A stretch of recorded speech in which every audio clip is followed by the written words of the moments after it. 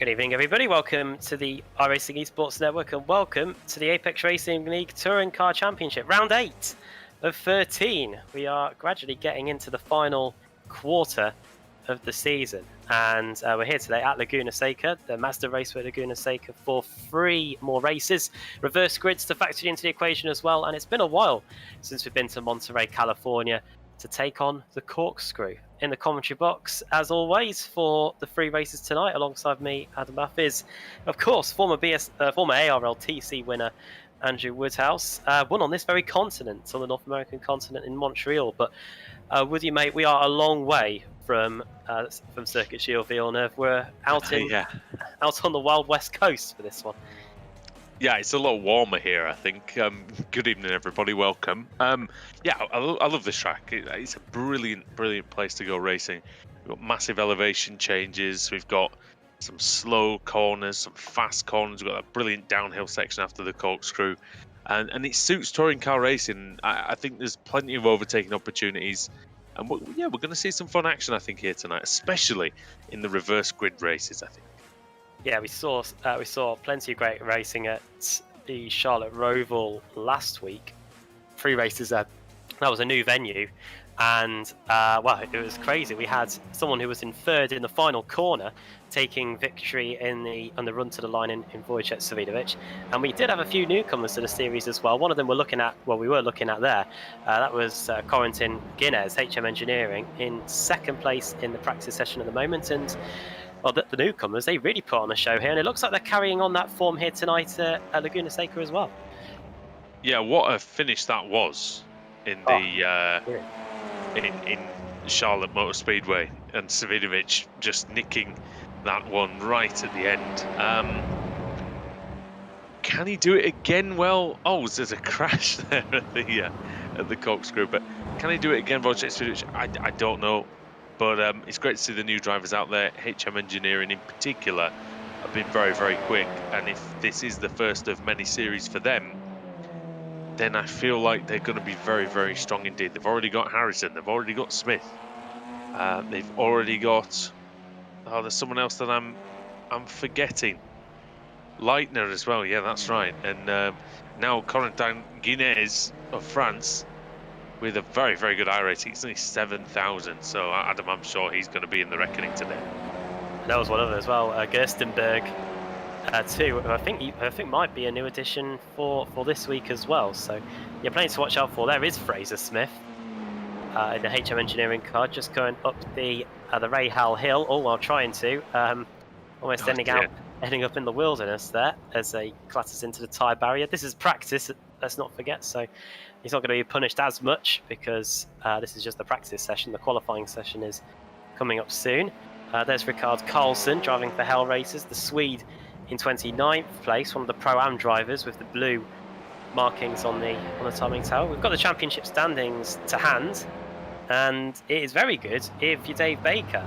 He was a champion a few years ago, and he was one of the final champions before we moved to to the previous format of the showdown. So the change in the rules, he's going to be pretty happy with them at the moment, because he's top of the standings by a couple of points, by 9 points over Ross Mcfarlane, the reigning champion, in 2nd. Then it's an 11-point gap back to Wojciech Savidovic, the winner of that crazy race 2 last time out, in 3rd.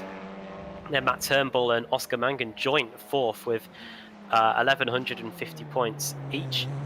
Ross Balfour 6th, Kieran Harrison 7th, Jack Sedgwick 8th, and then Team Chimera's Simon Trendell and Jason Cooper completing the top 10. And every one of those drivers in the top 10 is pretty much, I'd say, championship material.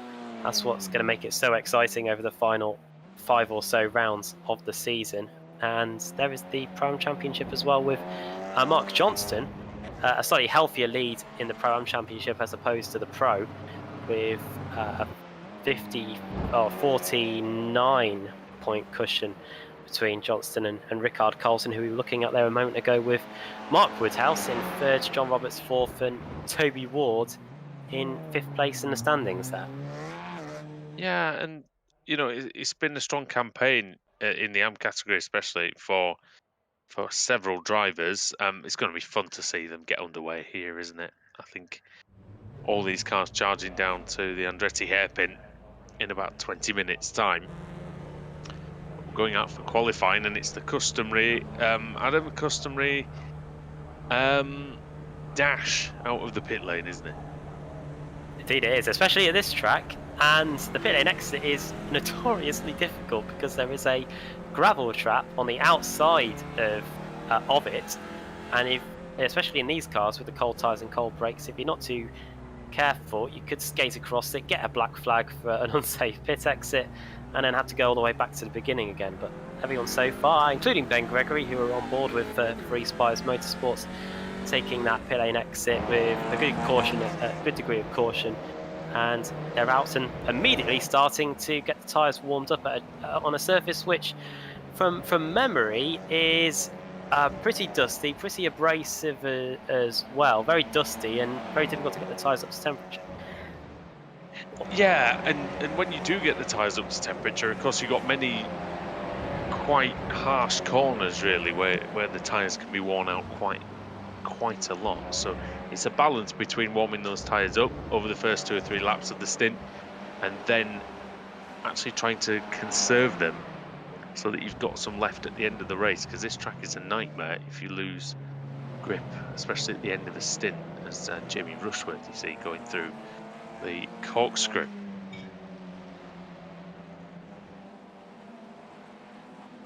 Very short lap here at Laguna Seca as well. Fastest times in practice.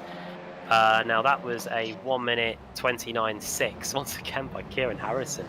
Tell you what, if there were points handed out for practice, he would be right up there in terms of where Dave Baker and Ross Mcfarlane are. He is always on it right out of the box when it comes to practice, but then it's just about trying to make sure he gets the best possible qualifying, and we'll see if he can do that here today. He's following around one of those new drivers that we were talking about, one of those up-and-coming drivers as well, and that is Guinness in front of him.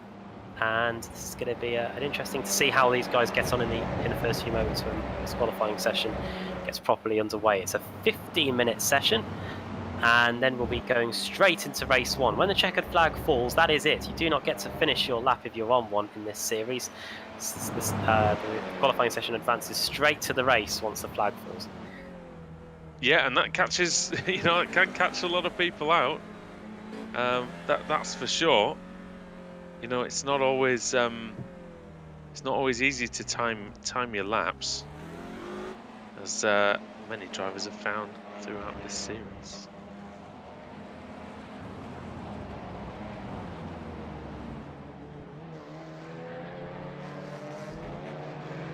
Turnbull then currently fastest, but let's see Guinness then coming across. Start his lap. Sorry, to finish his lap, 131.3. Yep. Out lap for him. Oh, Oscar Manger goes up to second, 6,000ths of a second off. Quentin Guinness there. Ross Mcfarlane second in the championship, 31.2. Putting in the time straight away. Mangum was very sideways through the Andretti hairpin, so I feel like he's not really in terrific shape at the moment. But again, it's just the first lap. Into the uphill section then. 2 left-handers, one slightly slower than the other. This is a real commitment corner, this. Throw the car in, and you hope you don't run too wide. If you do run wide, then you will get your time invalidated. And this is a difficult braking zone, Adam. They're going to swing to the right, try to brake in a straight line if humanly possible, and then throw the car into the corkscrew. And this is the best section on the course for me, this one. Yeah, great flying down the hill. Love this corner. Just make sure you don't run out wide on the exit, and then this penultimate corner, which you can really attack, it's really banked in your favour, and then the run into the final corner here, where you can really send it. Remember in the Rallycross series that we ran a couple of years ago, I was able to, I think, almost pull off 3 in 1 up the inside there. Until you missed the gear. Yeah, That's what happened with the Yeah, that's what happened compared to that. It's looking so good. Speaking of looking good, it's Kieran Harrison, fastest in practice, and currently provisionally fastest in qualifying here, 30.897.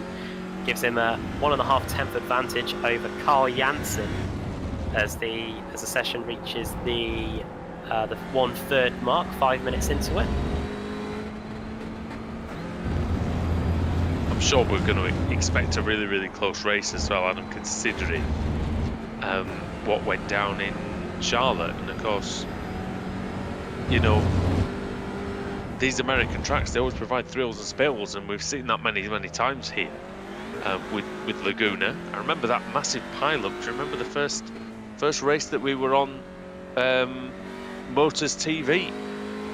And there was that huge pile-up on the way down to the first corner. Had a dramatic finish, that one as well, didn't it? It looked like it was going to be a Colin Cunniff's win until a late slowdown penalty. When it went to, did he go to his compatriot Graham Carroll? Yeah, he did. Graham Carroll took the win in that one after Cunniff was disqualified, and Cunniff would later get his win, but it did take a little bit longer than he would have liked. Congratulations to Colin as well on the birth of his child recently. Yeah, I second that.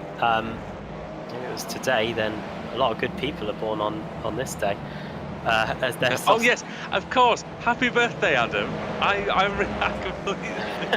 completely neglected to mention that on the broadcast. So yeah, happy birthday, Adam. I hope you've had a good day, mate. Oh, this is the best way to end it, isn't it? Oh yeah. Always with some touring cars, mate. Touring cars make any day better. Definitely. Especially with the action as good as we've had this season. I'll tell you what, we've really served up a treat here. Oscar Van Gen getting to within 28 thousandths of Mcfarlane, so it's there you go. Thanks a lot to Sam there for that graphic. It's the row of M's, M squared. Mcfarlane and Mangan currently on the front row of the grid, with Guinness third and Turnbull now in fourth place. In happier news, I've actually managed to sort out my display so I can actually see what's going on this week as Mcfarlane goes down the final sector, and again, brilliant sequence of corners and into the final left-hander. Very tight corner. It does open out. It's funny because everyone thinks it's sort of a hairpin, but it's not much more than about a 90. Well, it's just over a 90-degree corner, isn't it? Just under, sorry. And that's where positions can be won and lost, that's for sure. Carl Janssen of Sweden goes to the top. Anton Guinness, Frenchman, in his first outing, well, second outing in the ARLTC, currently occupying a spot on the front row of the grid. A spot which is not easy to get to, Adam, especially in this company, because this is a tremendous field, it really is.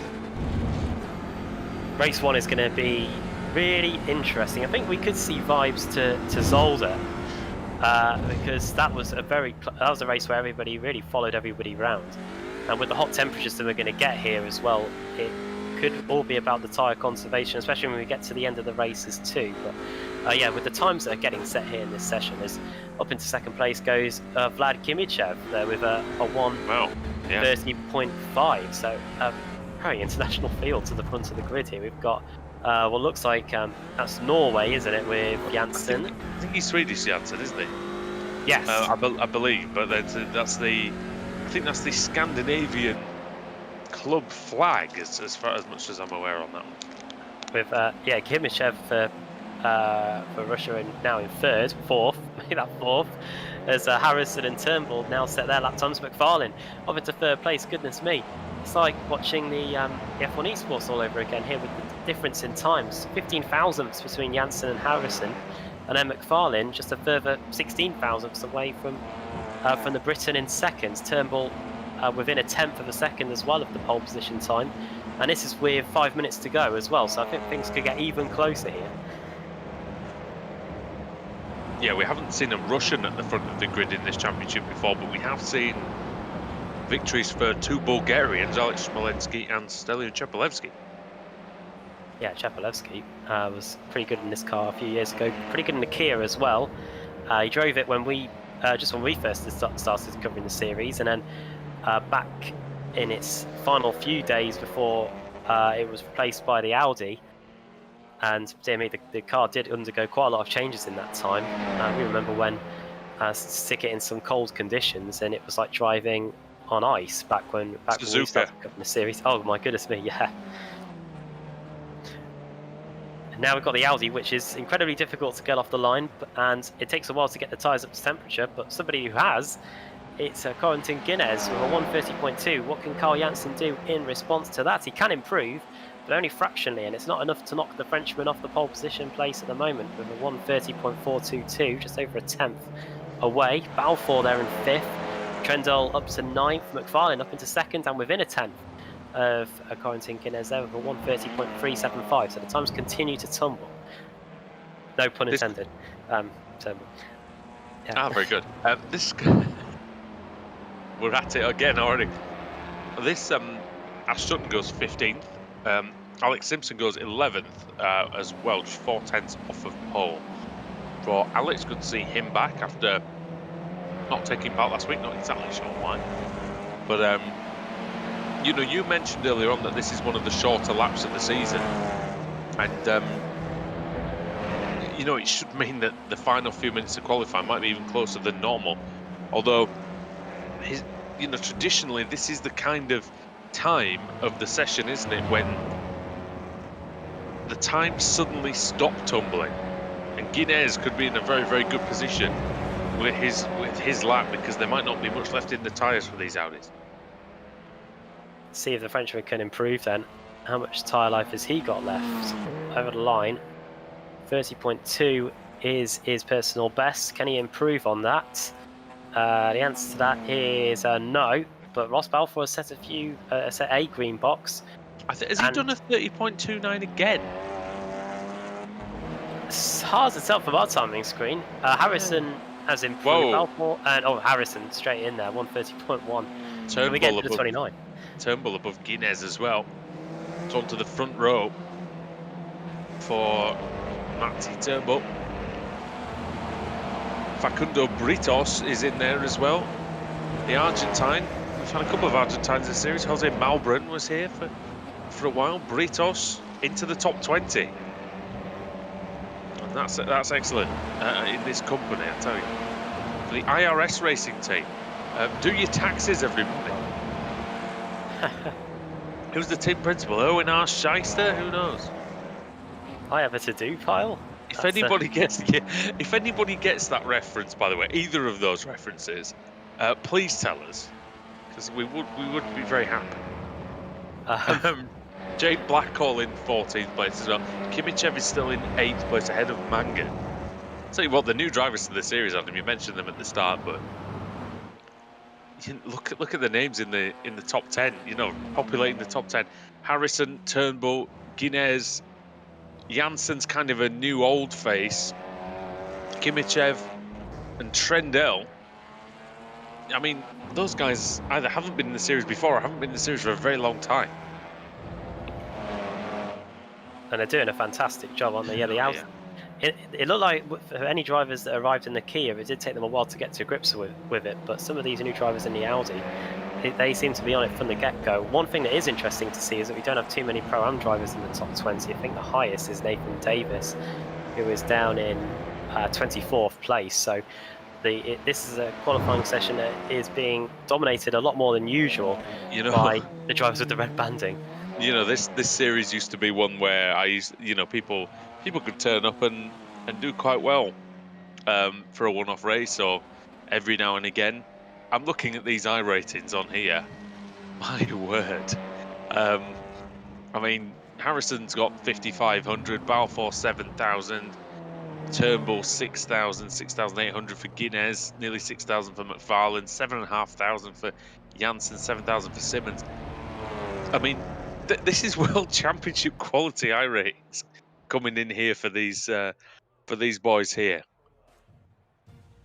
That's the end of the session. And the checkered flag has come out, and we're now almost set to go for the first race of the day. So the best in the business have done their best lap times. And let's see how they line up. Harrison then on pole for HM Engineering. Fastest in practice, fastest in qualifying. With Ross Balfour second. Then Matt Turnbull, Corentin Guinness there completing the second row of the grid. Ross Mcfarlane, Carl Janssen, just a couple of hundredths in it between those two. And then Simmons, Vlad Kimichev, Oscar Mangan in ninth. And Simon Trendle completing the top 10. Just half a second covering the top 10 on the grid there.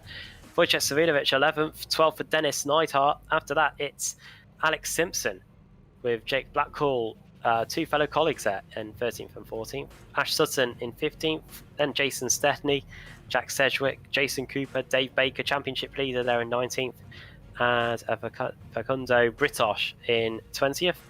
21st for Mark Johnston, he's the highest AM driver in the end. He was able to get ahead of Nathan Davis. Then Damian Harris, JB Masida, Jamie Wilson for Team Chimera in 24th place. Then it's Nathan Davis and Ricard Carlson. Pete Newman, Thomas Gerstenberg, Jamie Rushworth there, 29th. Craig Williams in 30th place for Craig Setup Shop. Marcel Fritsch and Marius Breuer, two Deutsch DH members in 31st and 32nd, different teams.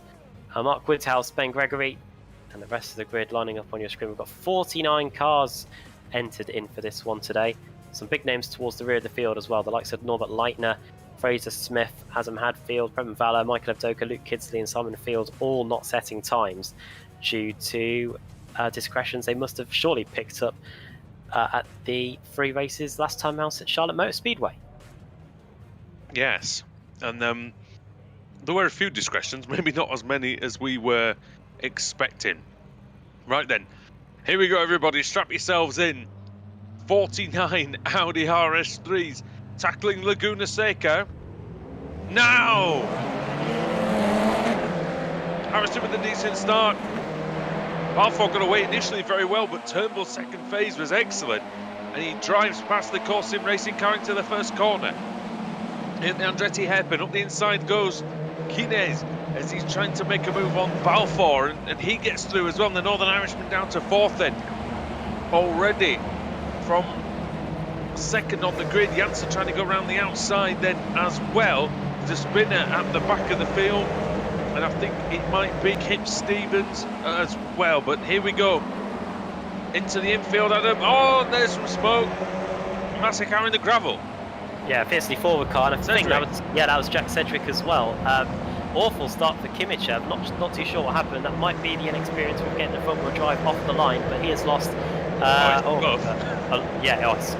It's horrendous. He's lost 7 places away from the line. He's down to 15th, and he's trying to get some of those places back, starting with Jake Blackhall in front of him. But here we go, up over the top of the hill and into the corkscrew for the first time. One thing that the drivers, as Britos gives Kimichev a little bit of a love tap. I think there's a crash at it's Johnston. And he might have had some assistance from the Swift Cooper car, because the Swift Cooper car is in the gravel on the other side. I think that might actually be Jason Cooper. Yeah, it is. Well off. Those two are miles off. Valor started at the back, and that's .exe. That's Breuer. Yeah. How on earth did those two managed to meet? I'm not too sure. They were a good few places apart. Harrison leads then from Turnbull, Guinness, and Balfour, Mcfarlane, Janssen, Simmons, Mangan, Trendell, and Wojciech Savinovic in 10th. Who's made a good start? Britos has made a good start then. 4 places gained for him, 5 gained for Nathan Davis and Ricard Carlson. Craig Williams up 8 places. JB Masida up 4 places as well.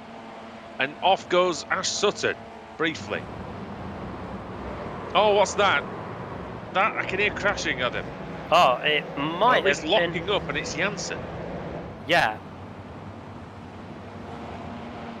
Janssen and Mangan. Well, those two, I believe, are teammates, and it's a cardinal sin, isn't it, to take out your teammate. Fortunately, they're both still on the track, and it looks like without too much damage, but it looks like Mangan's definitely come off the worst there. He's lost a handful of places and is down to 11th, with Ash Sutton right behind him now as we go on board with the former VTCC champion with groans and goodness knows what else flying towards us. You can hear the gravel just pounding off the front of the Audi. And this is going to be something that, you know, we've talked about in the past around here. The runoff areas is gravel, it's sand, and it's some, you know, it is dusty out here. We are in Northern California, what's pretty much the desert, and it's a very arid place here. And so the amount of detritus and rubbish that gets put on the racing line throughout the meeting, Adam, it means that it quite quickly becomes, well, only one safe line. You can overtake here, but you've got to do it at your own risk. Yeah, and I believe the track conditions get transferred across to race 2 and race 3. So by the time we get to race 3, a lot of the stuff that you see off the track will probably be on it. Do you remember the Indian Grand Prix? Yeah, that was a bit like that, wasn't it? There was a lot of dust offline there, and that's why the drivers were finding it very difficult to make overtaking moves, even into corners where ordinarily you'd think it was very, very possible. It takes some time. It takes a few drivers to try and make those moves before those lines get completely rubbered in. Guinness has got ahead of Balfour then. Into the corkscrew. Oh, they're late on the brakes. This is super precise. Great driving. Oh, Guinness is sideways on the corkscrew. Oh, can he save it? No, he can't. He spins. He gets it going again, facing the right way. Yeah, he made a few impacts into the sides of a few cars. I think that will be fine. I don't think anybody hit him head on. He clipped someone very lightly, didn't he? It might have been I really don't know who he was, I'll be honest. Could have been Mangan, actually. Oh, sideways. That was Blackhall, and he's in the gravel. This is where Casey Stoner hit the deck in that famous battle with Rossi a long time ago now. What happened there? Because he looked like he was sideways well before the braking area. I'm not too sure. It might have been under braking, or it might have. I don't think he clipped the dirt or anything when he hit the brake pedals. So, yeah, not too sure what happened there at all. Here's Craig Williams on the comeback. Yeah, Craig Williams looking for progress as well, past Nathan Davies. One of the leading AM drivers. Ricard Carlson is just ahead of them. You see in the blue car, just up the road, blue and yellow, the national colours of Sweden. Oh, Neidhart is off, and we're seeing a lot of incidents. You know, it's testing the drivers here, this track already, Adam. Yeah, and I know we seem to be saying a lot these days, but it's a track which has barely any tarmac runoff areas. You're either straight off into the wall or straight off into the dirt. Oh, and it was contact with the wall. Yeah, and he does hit the concrete wall. Sutton was involved in that. Yeah, Sutton's not had a great start to the race, I'll be honest, so far. He's up 3 places, but he's had a couple of offs and a bit of contact there. But Ash will keep plugging away as he normally does. Ross Mcfarlane's now up to 3rd, so the reigning champion has got quite a good start. And with Guinness, the demise of him means that now he can attack Ross Balfour, and let's see if he can. He's got good slipstream, decent overspeed there. Balfour defends the inside into the Andretti hairpin, and I tell you what, Adam, as you well know, if you defend the inside into there, it's very, very difficult to go around the outside, partly because of that dirt and the marbles that live on the edge. As someone's trying to forge their own path there. I mean, that was Simmons looking from the rear of Balfour kicking up the dirt. You're right about that hairpin, the Andretti hairpin. It's so difficult to get moved around the outside. The track falls away on the outside as well, so you're fighting a losing battle. And after the first few laps, the tyres will be not in the best possible condition for you to do that either. Look how close Ross Mcfarlane is. And honestly, if you guys join iRacing, if you want to get involved in the Audi RS3, runs in a couple of series on the main service, but for those who don't really have much experience, it's really hard for me to relate just the quality of driving, just the skill level that we're seeing out here, to race just inches away from each other with largely no contact, and to be able to do it at such great speed. And that's why these drivers are as good as they are. That's why they've got the 5,000, 6,000, 7,000 I rating. The worst I rating in the top 23 belongs to Jake Blackhall, belongs to Nathan Davis at nearly 3,200, which I can assure you, as I am definitely not 3,200 iRating, that is a great achievement in itself. Oh, I'm about half that, I think. And I've got an A license, but George Oh, Simmons. yeah, I suppose he doesn't, but so that's one thing, I guess. I guess if you're racing in touring cars at a high license class, it is quite difficult to come by, especially if you're racing in the official series as well, where safety rating will probably be flying out the window. That's true. Here's Kieran Janssen, who usually drives in GT cars, but he's taking his trade to the ARLTC for tonight, and he's trying to get by George Simmons, Apex Racing team just in front of him. Yeah, Carl Jansen's won a title on this channel before. Oh, look at that. Look at the stones and the rubbish kicked towards us. And again, that just, the way iRacing models the track, that will be dispersed. It will bounce off of walls. It will come back onto the... What is going on here? What on earth is happening? Oh, this is the final sector, isn't it? Now, this is Sedgwick, Davis, Neidhart, Williams, Woodhouse, Gerstenberg, Hadfield, and Rushworth. When somehow they managed to sort that all out, as I think one of the Neidharts has come into the pit lane. Hadfield, as you can hear the damn pit siren going off, as Hadfield gets past Gerstenberg up into 24th position. There's Jamie Rushworth in the Freem car. He's lapping quite considerably faster than the drivers ahead of him, but he's hit that roadblock now. Norbert Leitner's up to 30th, Damien Harris up to 29th. They started quite near the back, actually. In fact, Harris didn't, did he? He started 22nd, so Harris has fallen back towards Leitner. Scott Malcolm's up 6 positions from where he started, but he's just lost one to Michael Evdocker. At least he maybe hasn't, actually. No, he keeps it, but at the expense of Evdocker, who finds an appointment with the kitty litter in his future. That was an interesting one there. Looked like Evdocker did, Malcolm's side did try to turn in, but the Pure Sims OBP car was on the outside, so not the most ideal outcome to that battle. No. Here is Darius Neidhart, Simon Field, and Previn Valler, all going through the kink, and here comes Previn Valler.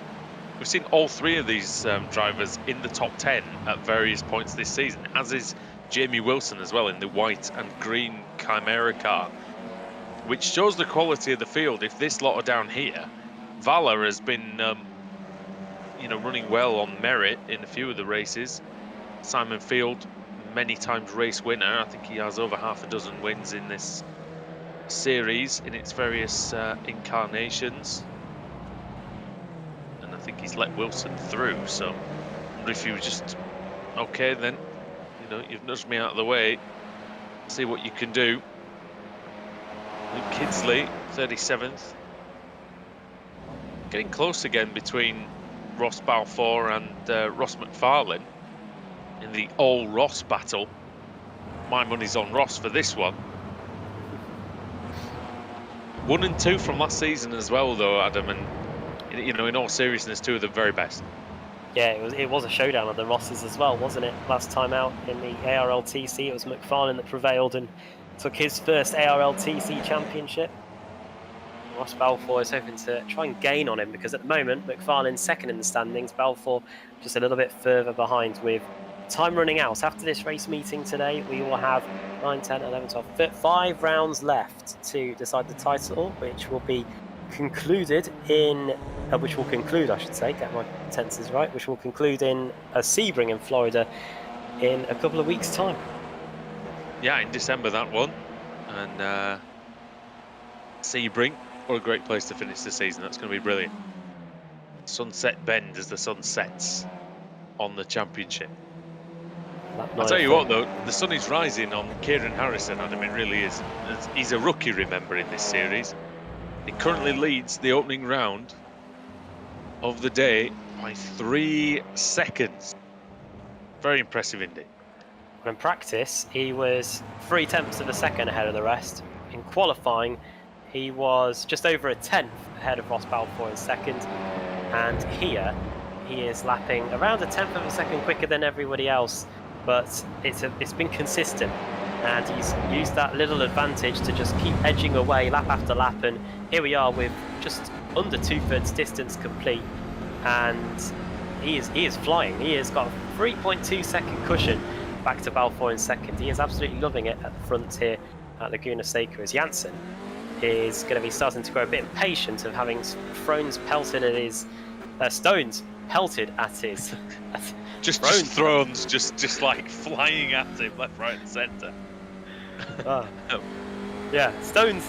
Take a seat and have another one. Oh, here we go on the inside. On the inside for Janssen. Oh, and it's through. As the old fat hamster that powers George Simmons' internet continues to just about hang on. So they go over the line then to start lap 10. Janssen is through, and a clean move there, and a good one into the last corner. Sometimes you don't always want to make that move into that corner because, hello. Wow. 3 wide. 3 wide of a start-finish line. Hadfield and Gerstenberg on the inside, 4 wide now, and Woodhouse and Williams behind.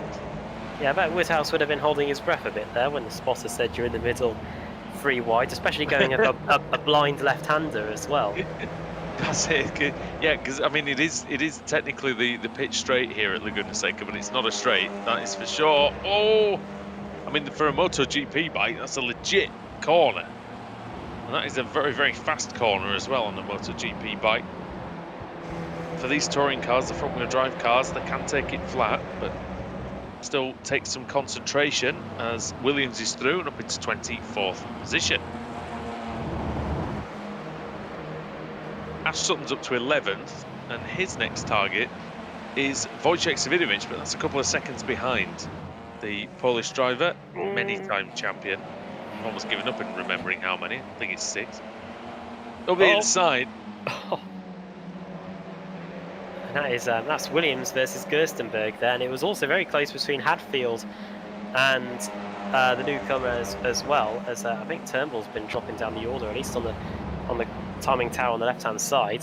Here he is. He's in a battle with Simmons, so Janssen has finally got by Simmons now. You can see that just in the foreground. And a shot as Simmons gets sideways through the 90-degree right-hander. Whereabouts are Turnbull and Trendle? There they are, they're arriving on the scene. Is Turnbull going to get at the inside? He is, and he will get through, and he's up into 5th place as well. So Janssen up into 4th, and Simmons after all that down the order as he blinks in and out again. Trendle is going to be crossing his fingers that he just suddenly doesn't appear on him. Simmons, as like I said, the hamster is struggling somewhat. Trendle's had a good season so far, though, Adam. He's shown his mettle against this excellent field, a world-class field. Really, it's been a phenomenal season in terms of all the new teams and the new drivers coming in and settling in straight away and adding to the competition at the front. For so long we've had the same old names at the front, and Wojciech Savidovic, who has had to work even harder to try and get his title back. He for the last couple of years it's been all about him. Drivers like Alex Simpson and Jack Sedgwick have all tried to stop him, Dave Baker as well, and Jamie Rushworth, but it's always been the Polish driver on top of the standings until fairly recently, with Ross Mcfarlane taking the title away. And this season it really is all up for grabs as Turnbull tries to keep Simmons at bay as we start the penultimate lap. We saw last week, didn't we, with Wodge, you know? He's so good. Yeah. Even if you try and get rid of him, or even if he's not in contention for the win, if you slip up, he will be there. And I mean, that's the same for most people, but Savidovic knows how to navigate the championship, as Simmons is struggling technically here, driving well, but the internet not really helping him out too much, as Matt Turnbull is in 5th position, starting 3rd though. So you'd really And he made a good start, didn't he, Adam? He got a really good run in behind Harrison. It was Balfour that got the initial jump, but then a terrible second phase. Turnbull was the other way around. So Simmons still struggling.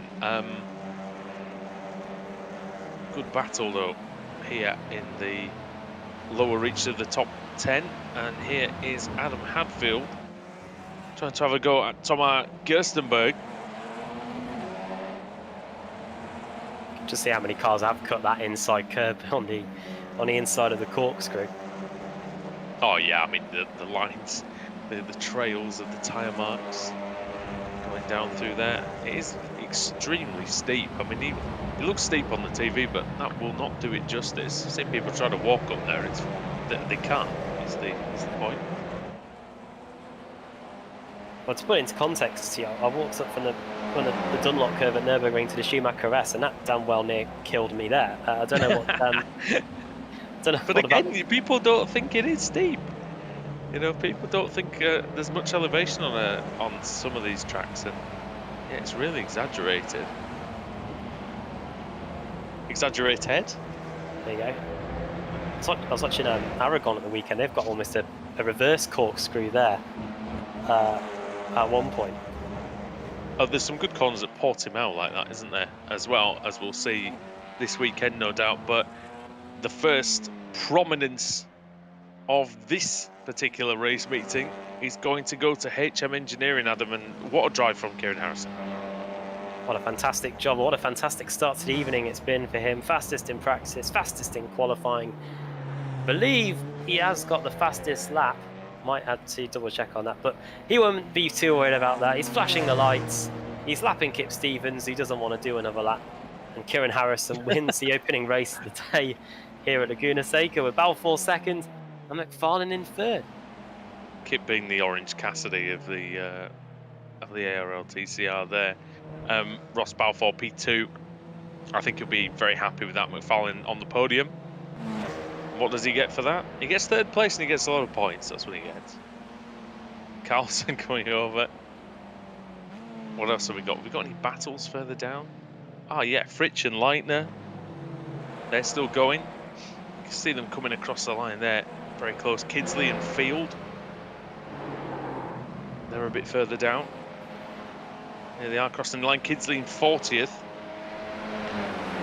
Field in 41st. 49 started and 45 finished, which is pretty good. Stevens was several laps down, actually. Adam? Oh, there you go. 46. What's the magic number for race 2 as well? I think it's in the 20s for I'm this just going to have a little gander. And the result of the gander is... Bloody hell, I can't read it. 20... Well, this is annoying, isn't it? Yeah, I can't see the second number. It's too small. It's 2 something. I don't think it's 2. Who knows? Who knows what it is? I'm sorry, viewers. It's too small on my screen. It doesn't fit.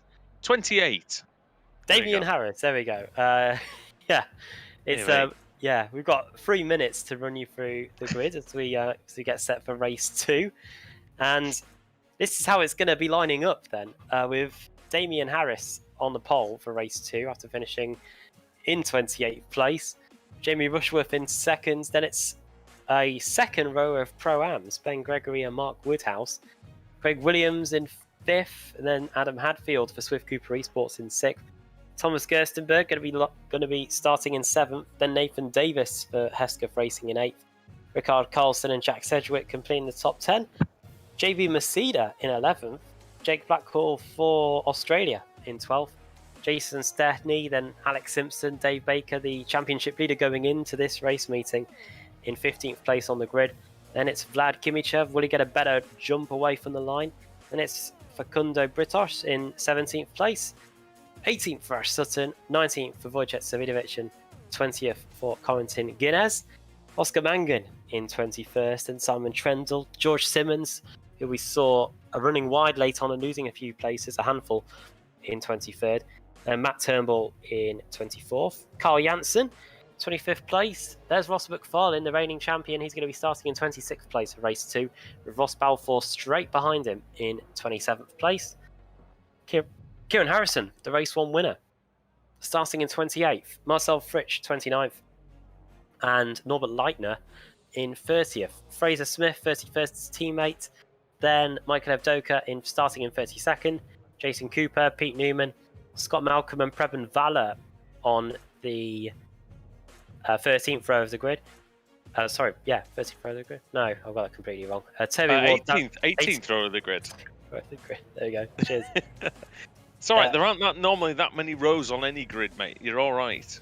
Let's try to half it. And completely got the wrong number.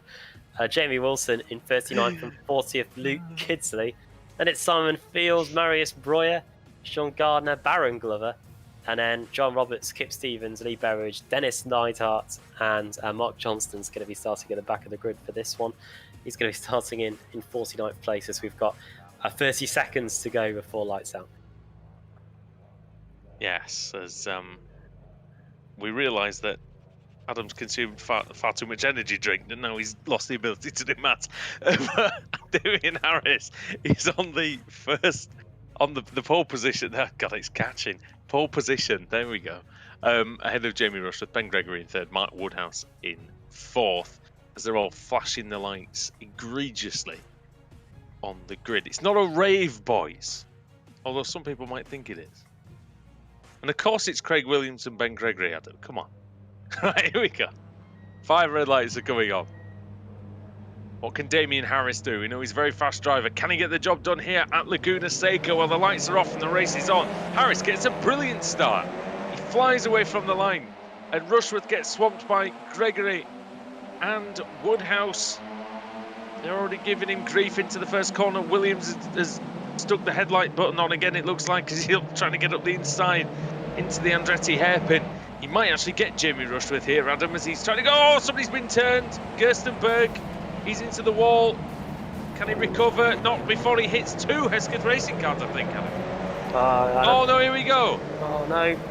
JB Messina, Dave Baker, championship leader, in big trouble there. That's the Pure Sims car you can see. Sutton as well. Oh, yeah, it's Baker with the blue mirrors down to 45th place. Side by side, Cedric and Woodhouse. Woodhouse not backing down, but Cedric forces him onto the grass.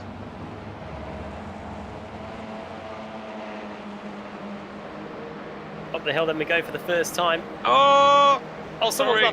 That's one of the Cooper's cars, yeah. Did a very slow it down. Oh, he can. Very nice. Just about Rushworth right behind him. There's a good start for a handful of cars. Matt Turnbull, Gregory. Oh, no, oh yeah. Oh, what the heck is going on here? 2x2 down the hill. And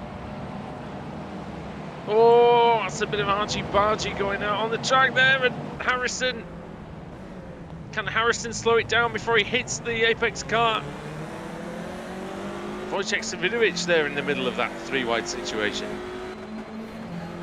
Can't pick a camera and it's all sorts of chaos. There's the 98 car just in front. It's Facundo Britosh in the Argentinian. I think Gerstenberg's out, Adam, after that contact. Oh yeah, straight back to the pits. Those concrete walls are very unforgiving. Here he is, Britosh. Now, can he make them pay? He's trying to get by Mangan. Oh, the IRS Racing Team car holds position in P24. Yeah. He's done a self-assessment and realises he's in 24th place. Now, a nice rebate in race 3 with the reverse grid. Oh, very good. Oh, no! Oh, where's he gone? Jason Cooper, that might have saved everyone. That blink of Cooper might have just saved Ross Balfour there, I think. Oh, Wojciech Savinovic is off. He's back on, but he's going to lose at least 2 places, maybe 3. Oh my goodness me, what's gone on there? It's Simmons. And he wraps it around the tyre barrier at the top of the corkscrew. If that was the newer damage model, the car would be ripped to pieces. But we have reverted back. And well, he was off to start with. He was almost doing what Wojciech did. Then he's got damage. Has he got damage? The damage. All over the place and then. Whoa! Oh, and he floors it to miss. Yeah, he did well there actually. He realised he may have hit someone, so floored it to try and get through the gap. And this is a replay of Sedgwick going up the inside of Gregory and taking P3 away from the former AM champion.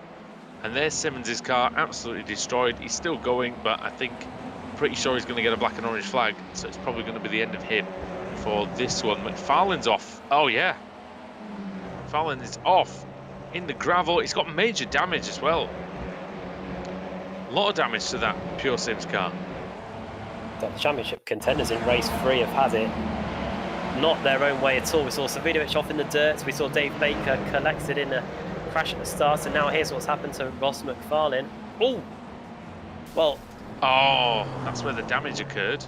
Wheel-to-wheel combat between him and Jack Sedgwick, and then Rushworth the guy taps going into the corkscrew. Mcfarlane's had to tow back to the pits, so he's at least going to be starting at the rear of the field for race 3.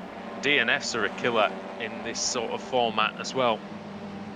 Seen that many times before, all the way back to 2015, really, when DNFs were probably were almost the deciding factor against Sebastian Jobe when he won the title.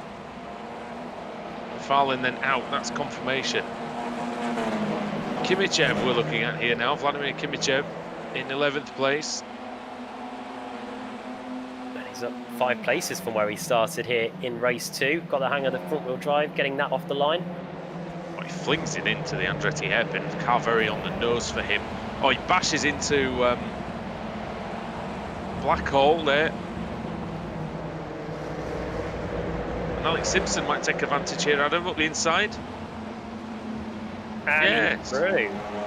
And that is the former iRacing Grand Prix Series driver up into 11th place. Yeah, good to see Alex making a very good start. 3 places gained. Matt Turnbull's up 10 places. Kieran Harrison's up 13 places. That's great starts. Cooper up 14 as well, despite going off.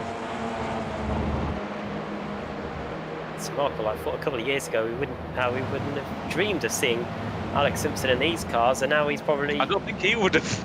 He's got so much more experience than us. Way back when. Oh, I think Davies has cut the course, and then he's hit the Chimera car, Trendell. I think Davies will get a slow down penalty for that, Adam, because he, yeah, definitely is. He cut the course on the inside of the corkscrew, and that put him wide, although Balfour's made a mess of that second to last corner. But into the pits comes Davies. What could that be? Maybe too many incidents, I guess. It is very easy to pick up an off-track around here, that plus a little bit of contact with a number of cars, and we'll get to that incident limit, which is 15 very quickly. Fastest lap for Adam Hadfield, Swiss Coupe Esports then, 1:30.85, quick time. That is a quick time, not less than a second off the qualifying time. Williams has got it down to less than a second to Harris. Oh, it's Hadfield's off. I was just about to say he was the quickest guy in the field on that last lap, and now he's down to 6th place. Yeah, and he's got dirt on his tyres. You can see that his car is still depositing gravel onto the circuit. Not so much anymore, but carries on. And oh, look at that behind. That's Jason Staney and Ben Gregory. Into the corkscrew. Oh, sideways. You've got to really be careful you don't cut the course on the inside there, because like we say, could be a slowdown. Oh, side by side, Woodhouse now coming under pressure from Hadfield. Yeah, Woodhouse was all out of shape at the top of the hill at the corkscrew, and that's what's allowed Rushworth and now Hadfield to get by. Oh, and was that a little tap? Stephanie, yeah, and off goes Hadfield, and he's going to lose a lot of places here, because here comes that's Gregory, Carlson as well, and also Jason Stephanie as well. Yeah, Stephanie has gone through. Gregory's trying to be late on the brakes to try and stave off Hadfield. but Adam goes round the outside. Oh, and that's a bit of contact between Kimichev and Blackhall. Guinness has gone through as well. I do like the fact that they very helpfully put the national flag on the end plate of the rear wing so that we can see who's who in that team. Oh, Gregory off again. More places lost. It's unravelling a bit here for 2015 Am champion. Blackhall and Turnbull now going into confrontation.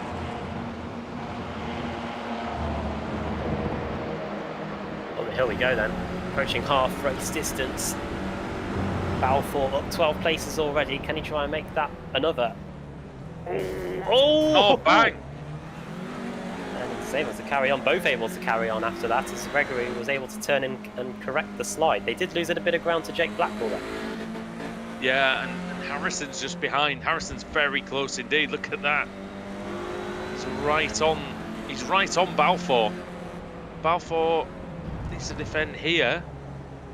Into the final corner.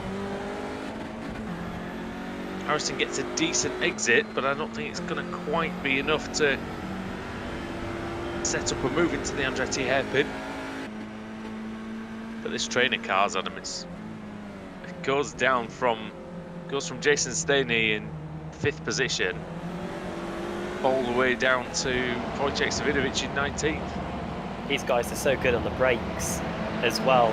Riding on board there with Harrison going into the Andretti hairpin, and he's almost in top gear, and you think surely he's not going to be able to make the corner, and then on the brakes they go, and he's able to turn in and make the apex. Here is the course in racing car then, Balfour looking this way, and that Harrison opportunistic on the inside, and he should do it. Balfour's going to come back alongside though, but the corner is in Harrison's favour surely, but he backs out of it. Yeah, it's potentially wise to do that at the top of the fast left-hander leading onto the Rahal straight. Oh, Kimichev flying up the inside. What a move that is! Oh. Gimme from Kimmy, and yeah, he's up into 10th, 6 places gain now. And looking this way, and that is Turnbull. Try and get around Mark Woodhouse. Team Mad car. Used to be quite a few Team Mad cars in the championship. Only 2 left now with Malcolm and Woodhouse, which is a shame. Hopefully they can get back some kind of numbers next time. And Balfour again on the attack. Also on the attack is Mangan. He's up the inside of Trendell. Corvus is Chimera. Savidovic in 19th.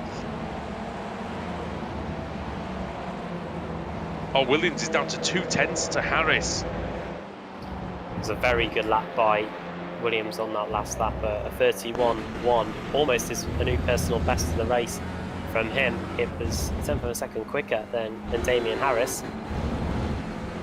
Just wonder his tyres are starting to struggle as the race goes into the final third. Got a better line through the left-hander did Williams. It looks like he's just able to take slightly tighter lines than Harris. He's having a think up the inside there. You won't get a move done there, but you might unsettle the car in front. And if you just follow him through this beautifully cambered right-hander. Oh, he just got a bit wide, but he's made it up on the brakes. 0.4 of a second though is too much for a move into the Andretti hairpin. So he might have another few corners at least of misery here. I say misery, he's still in 2nd place, but I think he's feeling he's going to be. Jack Cedric's only 3 seconds behind. There are 5 laps to go, and it's possible that Cedric could catch them if they start fighting. Williams flashing the lights yet again. Pretty sure it's just stuck on, isn't it? Oh! And stuck and off is Blackhall. They're side by side in the hairpin.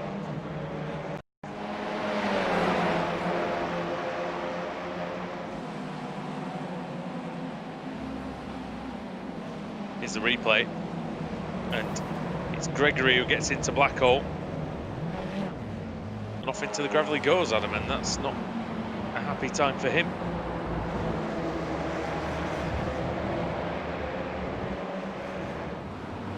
Mangan and Trendell are going at it up the hill. Mangan gets a good run. Carried that speed nicely through the left-hander. Oh, Swift Cooper Esports car in the gravel, and that is, I think, Jason Cooper. Off into the gravel. Savinovic now looking at centre screen. It was Jason Cooper. And unfortunately, I think his day is done. Well, his race is done. There'll still be another race for him. Of course, race 3. Yeah, that was a bit dicey, wasn't it, for Oscar Mangan?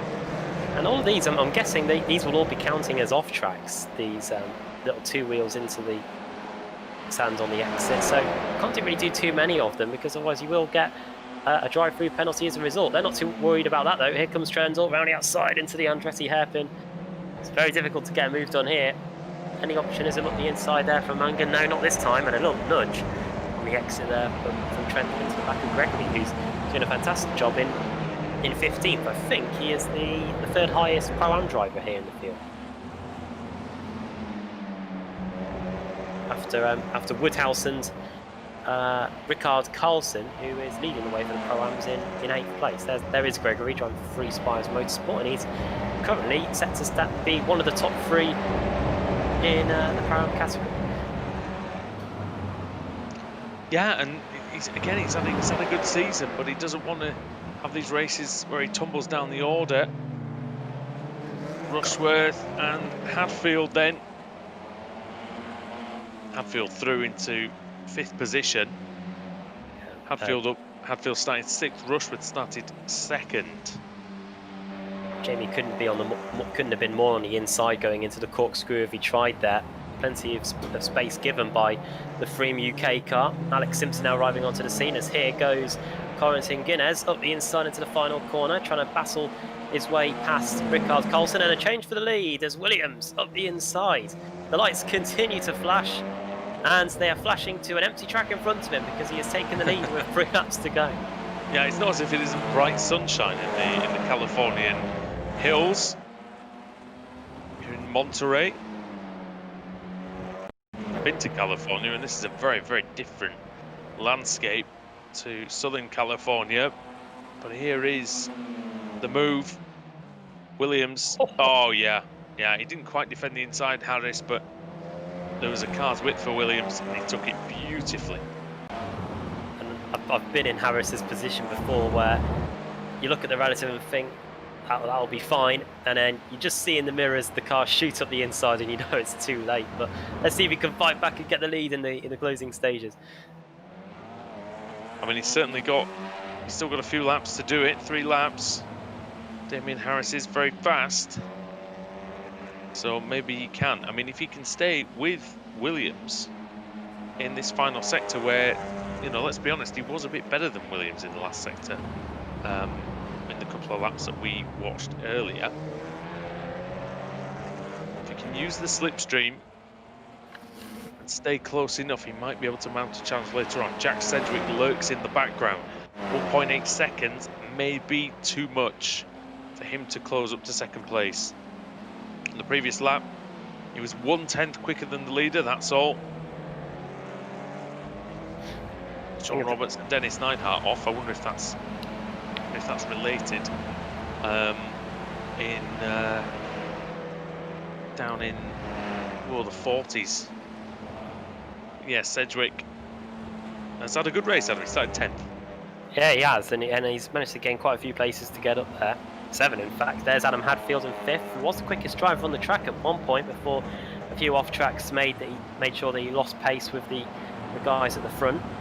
Reverse grid territory, it is 36, which is the magic number for race 3, and as it stands, that would put Fraser Smith on pole position, and there he is in P36 at the moment, with Malcolm and Gardner just in front. Those are the guys that will be starting race 3 from the front if it stays the way it is. Now, what HM Engineering need is they need both their cars to pass Scott Malcolm, because Leitner is in 37th, and at this point will not be getting a reverse grid spot. But if both of them can force their way through, then they'll get 2 cars on the front row of the grid, which would be a potentially unassailable position for HM Engineering. They need Smith to go through. Malcolm, obviously, he's going to start on the front row as it is. But he doesn't want to lose it. Because there's a huge difference, obviously, Captain Obvious over here, between first or second and 37th on the grid, Adam. It's not pretty, is it? It doesn't bear thinking about, really, does it? No. And it can make or break. Binoculars out to see the light. Oh. Oh no, it's Davidovic! Former champion colliding with Jamie Wilson, the Team Chimera car, and he's going to be in a lot of trouble here. If it's any consolation, he will be starting a bit further forward in race 3, but the points have gone, and that's the most important thing when you're fighting for a championship. And Davidovic gets going again down in 28th. Just behind Sutton, who's down in 27th. But it's 4 tenths at the front between Williams and Harris. Harris has stuck with him.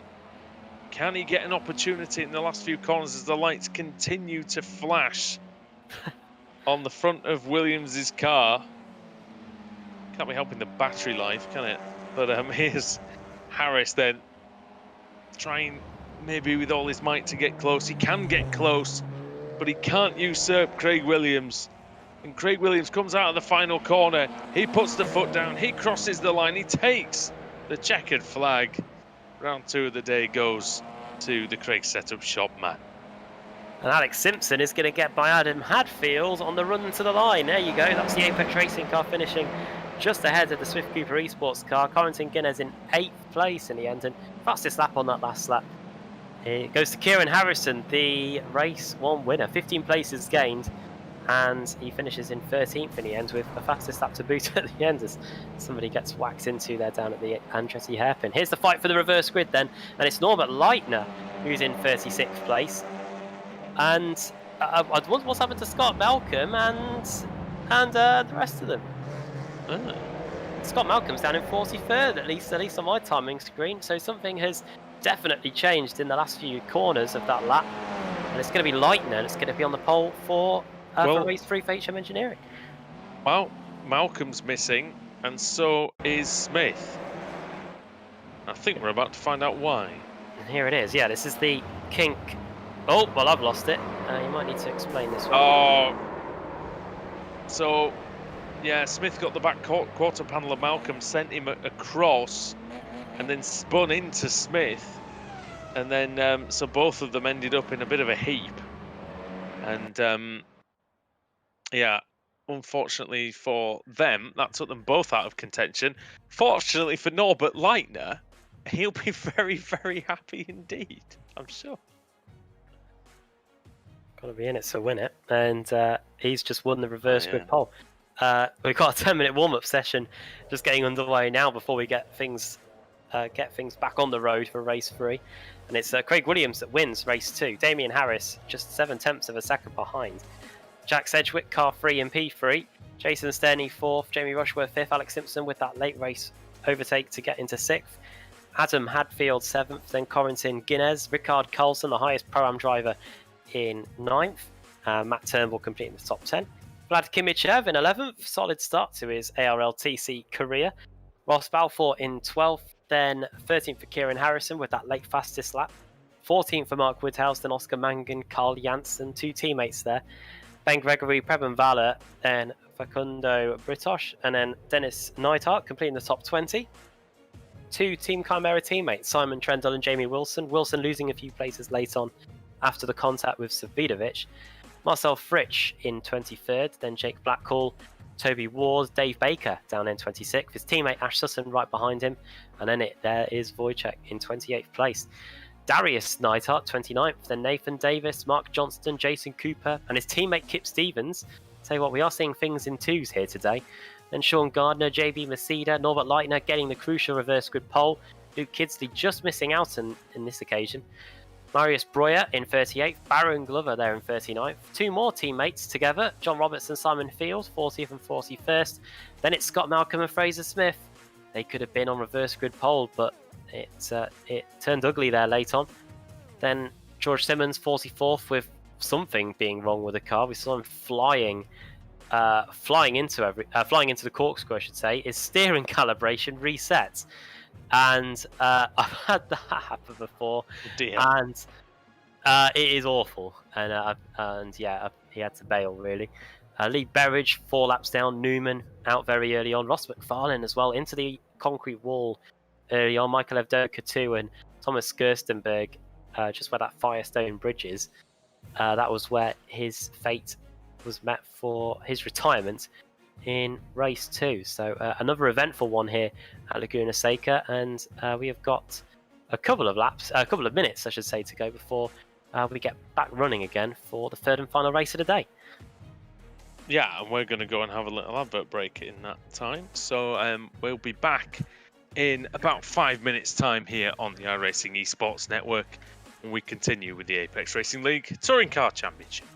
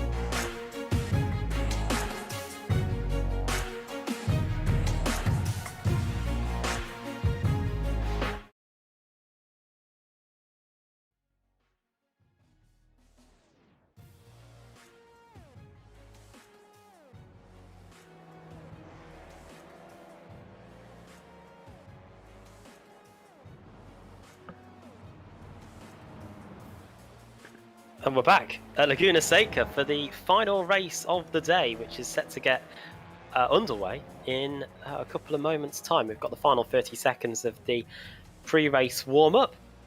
So far today, Kieran Harrison won race 1, and then in race 2, after a charge through the field and a late race overtake, it was not Damien Harris that won, or was it Damien Harris that won? It's remarkable, I can't remember what happened at the end of race 2. It was Craig Williams that dethroned Damien Harris to win race 2 by 0.7 of a second. And now for race 3, we have a 36 car reverse grid, which means that it will be Norbert Leitner of Hungary that will be on the pole position for the third and final race of the day. And Andrew Woodhouse, that looks set to make things pretty exciting, with overtaking so far tonight proving to be quite a little bit difficult. Yeah, and I mean, we saw in the last race though that it can be done, as we see the grid there. Norbert Leitner on pole, JB Maceda in second, then Sean Gardner, Kip Stevens, Jason Cooper, Mark Johnson, Nathan Davis, Darius Neidhart, Wojciech Svidovic in 9th, Ash Sutton in 10th, Dave Baker 11th, and Toby Ward in 12th. Jake Blackwell is 13th, ahead of Marcel Fridge, Jamie Wilson in 15th, Simon Trendell in 16th, and 17th for Dennis Neidhart and Facundo Britos in 18th, Preben Vala 19th, and 20th is Ben Gregory. You can see all the rest of the grid going through on the screen there. And the race 2 winner, Craig Williams, will line up in 36th place. Quite a long way back. And there's some drivers, Adam, starting behind the final corner. Yeah, ARLTC as ever, having plenty of grids. Here comes... Sorry about that, yeah. The lights had a mouthful of birthday cake. Here we go. Norbert Leitner starting from the pits. Here we go, Maceda then on pole position, well, second position on the grid, and Gardner taking advantage of the clean side and getting going there, getting into the lead over Maceda. Stevens in third, he knows how to manage the race. Up the inside for Cooper. Cooper's done well there. Swift Cooper Esports third, and I was going to say fourth, but Kip Stevens has not had a great couple of corners, and they've flown past him there. Davies, Sutton, Johnson and Svidovic all through. Stevens down to 8th then. 9th now at the hands of David Baker. They're fanning out quite substantially behind. Someone's on the grass. I think it might be Turnbull. Oh, that's Ward getting into it with Carl Janssen.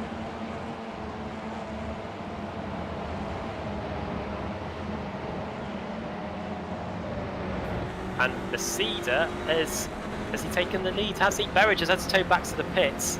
And here's Jamie Rushworth down the order. He's in 33rd place, trying to get some places back straight away up the inside into the corkscrew. Oh, you can see him sawing away at the wheel as he's desperately trying to get it slowed down and also balance it enough to try and get through the corner. Oh, smoke! Gravel, Alex Simpson in a bit of strife early on here. Won't be happy with that. Oh, what's that? Contact. There's Jack Sedgwick. These two were teammates last season. Not anymore. So let's see if the gloves will be well and truly off now. They're slapping the books then. Oh, are they going to try and split the fiercely forward car? Oh, look at that! Oh, look at that on the brakes from Alex. Round the outside of Sedgwick, and that is very good indeed. Nice call from the 99 car there. Ah, on the inside. It was a bit of a flaky lap, but he delivered that time. Pretty wide.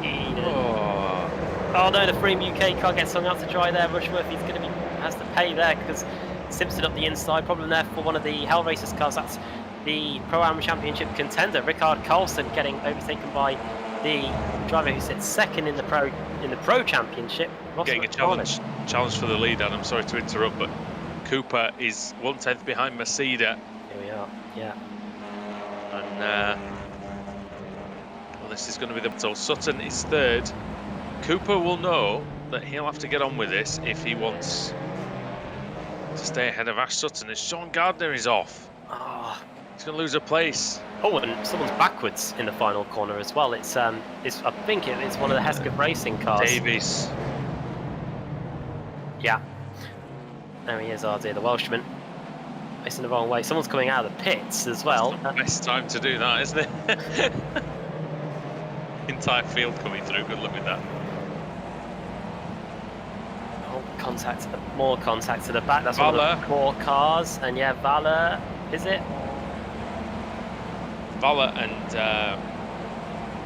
Oscar Mangan, is that? Yeah, car Oh, triple Simpson nine. off! Oh, double 99's off. Oh, Oh, no, that's Fraser Smith. Oh, bang! Into the race. wall goes Jason Staney. Well, race 2 ended badly for Fraser Smith, and as a result of starting at the very back, things haven't got much better really, and that's just compounded how quickly his fortunes have changed. Here's the fight for 8th, 9th, 10th for Kip Stevens, trying to keep the Team Chimera car at bay, but straight up the inside of the corkscrew goes Simon Trendle, and here comes Wojciech Savidovic as well. Woj and Kipper, well known, or know each other pretty well. Yeah, the two-time champion struggling out there, it looks like today. Oh, and Britos leaning on him slightly. Stevens will defend here. It's fair to say about that Kip probably hasn't gone on quite as well with the Audi as he did with the Kia, I think. But he still had some good performances in it. This one may struggle to be one of those. Oh, Manga, and that's Janssen diving up the inside of the Argentine. In the Andretti hairpins, there's contact behind with Woodhouse and Wilson, I think. Woodhouse trying to go up the inside of Harrison. I think he's going to probably make that one work. Yeah, it does indeed. Woodhouse up to 14th. Well, say that. I thought he was clear for a moment. Maybe not. Wilson having a look, maybe just moving out so he can see. Harrison takes back the place with the lunge. I said lunge. He was let on the brakes. It was a nice move. Look at this sea of Audis. It's Kimichev. Oh, this is good run by Kimichev. Gonna try and get one in on Woodhouse into the corkscrew. Oh, he's off. This is no grip out there, and nearly collects Jamie Wilson. Wilson up the inside. There was even less grip where he went, wasn't there? Oh, up the inside there it's horrific. You almost end up going straight on. It's that bad. Oh, Wilson just clipped the quarter panel of Kimichev, sent him very wide. He's lost out to Turnbull.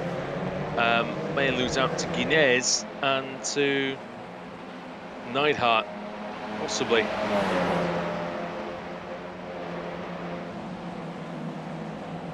Oh, late effort by Turnbull. Can't quite get that one done though this time. Oh, Wilson up the inside that time. Prise the door open there. The Chimera car looks to have done it, but around the outside there with two races of dirt and whatever and muck out there. It's horrific. He's trying his best. Up the inside goes Guinness. He was very good in qualifying for race 1, and these two are still at it. Yeah, and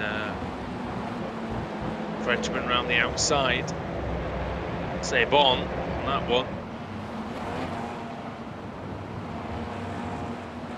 Up to 18th place. Oh no! Gardner. The pole sit. Well, he got off to such a good start, and now things have really taken a turn for the worse. Now this is where Lorenzo had his massive accident all those years ago. Through the left-hander, runs out wide, and then is that the end of the day for him? Comes back on. Well, there he does. No, it's not going to work, is it? It's not going to work from there, Sean. I'm afraid. Yeah. Somebody else was off at the corkscrew then. I don't know if you saw that, but on the replay, as a replay transition, but I think it was Jason Staney. So he was off for 5 seconds. Up to second place is this guy, Ash Sutton.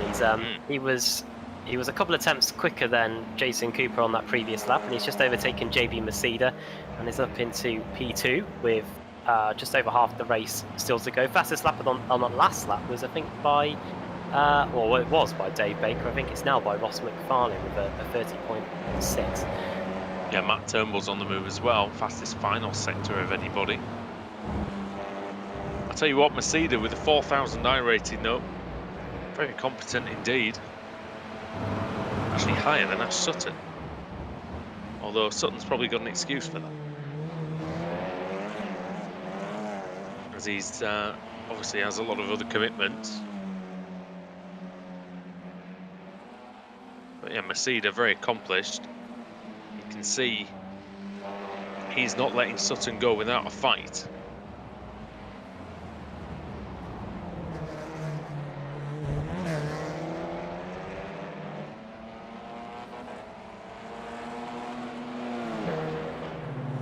Now then, this is Kieran Harrison side by side with Wojciech Svidovic, Adam, over the start-finish line. Close fight here. Let's see if who comes out on top. HM Engineering, who have been so good tonight. Harrison, who has been so good tonight, trying to get by Wojciech Svidovic, which has had an up and down evening with contacts in race 2, ruining a solid finish. It did put him in a decent starting spot for race 3. Here is Wodge, who has lost a place since the start and is inside. And that's going to be straight up the inside for Harrison. And he should have the position, and he does, and forces Wojciech to yield. Will the former champion come back at him, though? You can never rule out Wojciech Svidovic in these situations. He's going to try and go around the outside. Is he going to try and do the old cut back up the inside? And there's life in the tyres, and you know what? He might just do it. Oh, and the door was very firmly slammed shut by Harrison there. Yeah, he did well there, Kieran Harrison, to make the move first of all. To keep the place, Svidovic is looking, he wants to get that back as quickly as possible. Or someone having a look at the inside, that is Stevens on Kimichev. Kimichev gets past, flashing the lights vigorously is Turnbull. Just behind him is Guinness, and then Britos, and then Neidhart. Oh, there we go, 3 wide into the final corner. Let's see. Well, it's just about working out. It's all kicking off in the background, as well as Hadfield and fiercely forward cars are all at it. But look at this, over the top of the hill, 333. That's Guinness. He's trying to get up the inside. Watch out for Britos as well. Oh, very late on the brakes for Kim. Oh, he got a little tap though. Oh. Sends him wide, sends him into Turnbull. Turnbull bashes off one of the Chimeras. Stevens. That was Wilson, sorry. Stevens trying to get back into some sort of position. He has now. He's down in 20th. There's Gregory up the inside. Oh, and forces his way past Harris, who now who loses 2 more places as a result. What an awful corner that was there for the fiercely forward car. He went fiercely backwards on that occasion. You see Simmons flying through the middle and then getting a tap on the way through and having to correct. But he just about managed to keep it pointing in the right direction. Sedgwick is trying to also go in the right direction. He's up 11 places from where he started. Simmons up 22. He's like 44th, Adam. Still only halfway through the field. Oh, here we go. Big lock up. Oh, no. And that was Britos pretty much getting pushed through the corkscrew, and Jamie Wilson looks like he's come out the worst out of everybody there. Yeah, you could see. Off! And that's the end for Kip Stevens. Out of the shot and into the tyre barrier. And that, after a good start to race 3, things have very quickly taken a turn for the worse for the former champion. Yeah, fastest lap by Kieran Harrison. It was Carl Janssen, and then Harrison came along a few seconds later and took that away from him. Harris versus Simmons then. Alex Simpson is still going, 41st for him though. Santos in the pits as well. Late on. Baker versus Masida. This is for a spot on the podium. The Frenchman has been able to keep the former champion and the championship leader going into this race meeting at bay for 9 laps.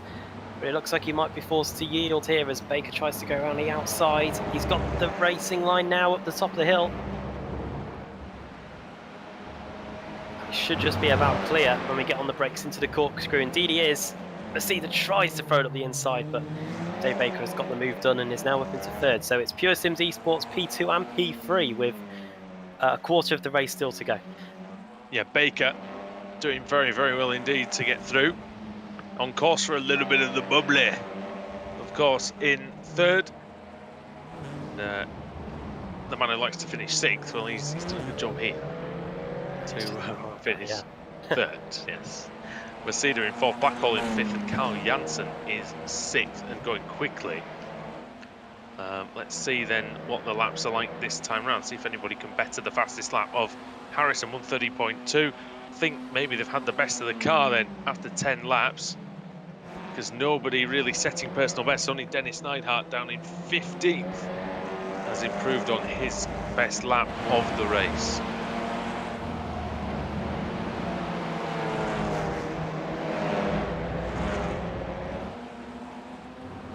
F1 goes to Portugal tomorrow, and I am excited. I will say that. I just have to say that on the broadcast, because yeah, what a special race that's going to be, I think. And up the inside goes Ross Balfour. This has been a very special race too, here at Laguna Seca. Round 3 of the day. Oh, so close there. Harrison then. Oh, great exit. Oh yeah. He can't really do much with it though, can he?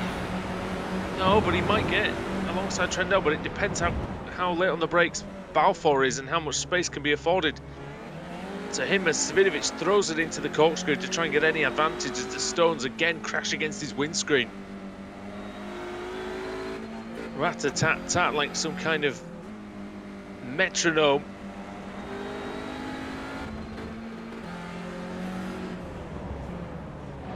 Inside goes Harrison.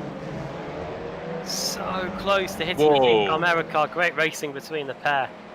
As we come across the line, a spot in the top 10 is up for grabs, and at the moment Harrison has it with 3 laps to go, including the one that we're on here. Yeah, super close, wasn't it? And Harrison has to slot back into 10th. Janssen's got ahead of Blackhall, then he takes P5 away, at least momentarily. Blackhall on the inside, man from Australia versus the man from Sweden.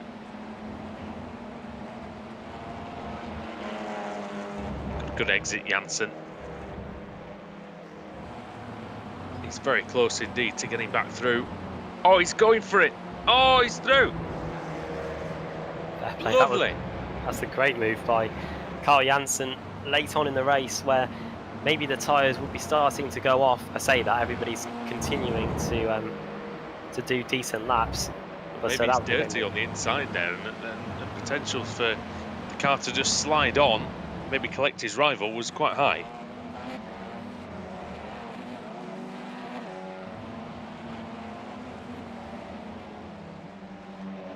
Something's happened to Sedgwick, I think. He's lost a couple of places.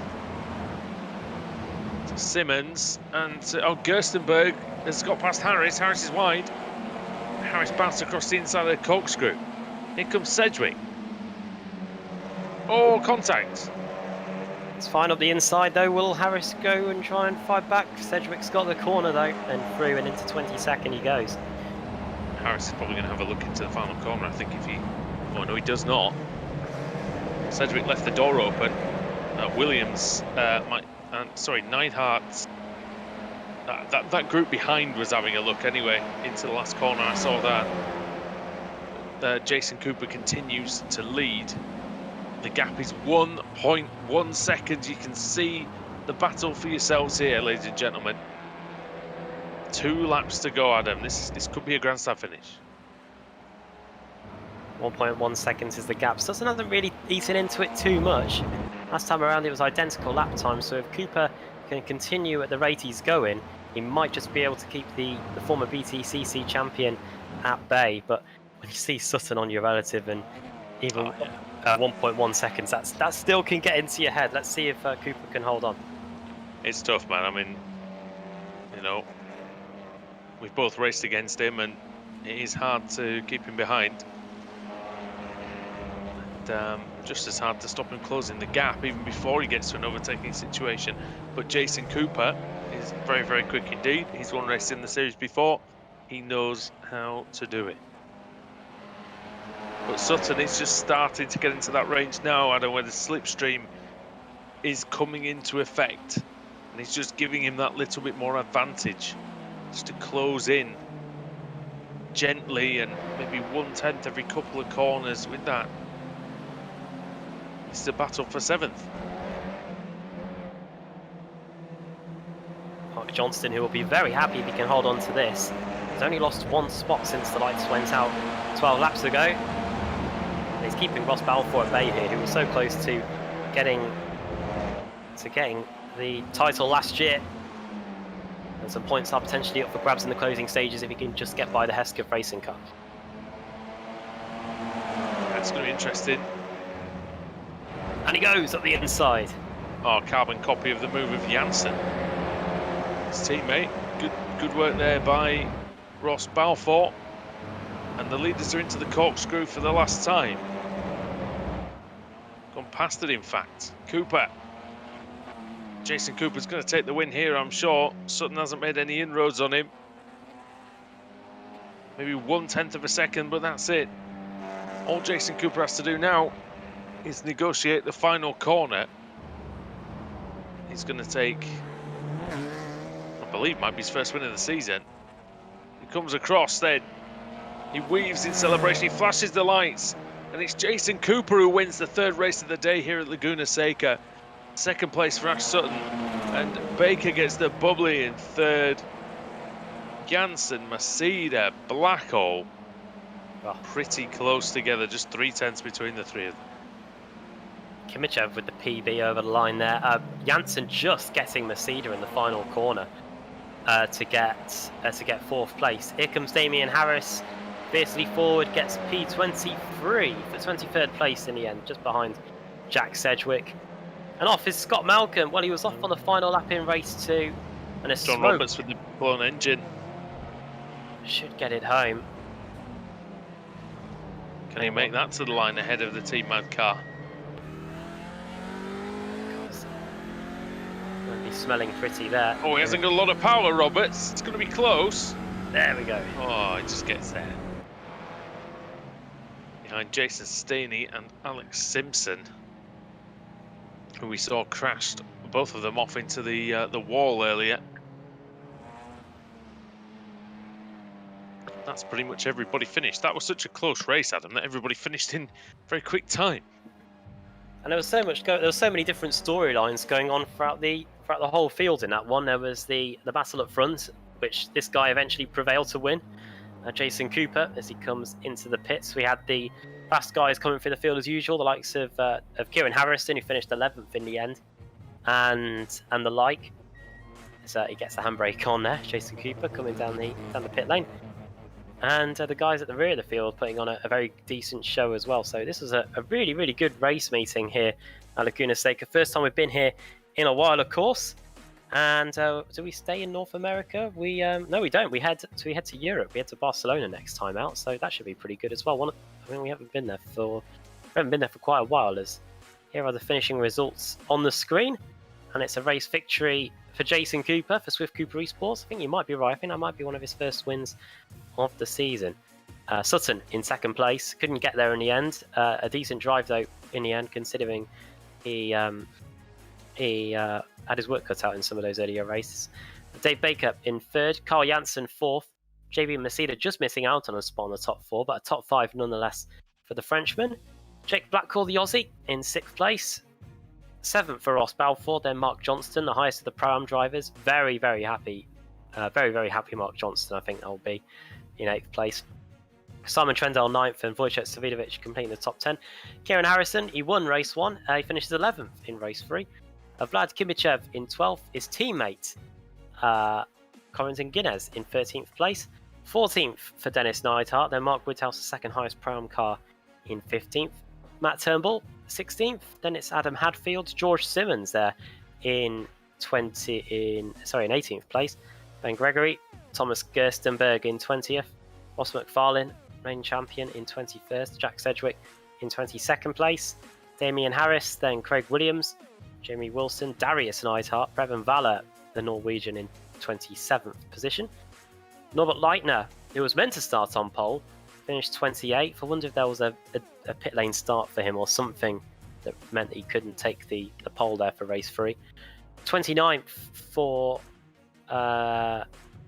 Toby Ward, and Marius Breuer in 30th. Nathan Davis, 31st, around early on. Michael Avdoka, 32nd. Race 2 and race 3 certainly weren't good for him. Rickard Carlson, the Hell Racers car, 33rd. Then Fraser Smith. Kip Stevens, race 2 wasn't good for him either. He went backwards in that one. Alex Simpson, 36th. Things were looking good for him for a while, but then a bit of contact in the second half of the race set him back. Jason Sterney, then John Roberts with his blowing engine. Scott Malcolm, then Baron Glover, Simon Field, Oscar Mangan, then Marcel Fritsch. Then it's Facundo Britosh, who came into the pits with something wrong with a couple of laps to go. It might have been due to the amount of incidents he picked up, not sure. Luke Kidsley, 45th, then Sean Gardner, Jamie Rushworth, Lee Berridge, and Pete Newman finishing 49th once again. I think that's the second time he's finished at the back of the field tonight.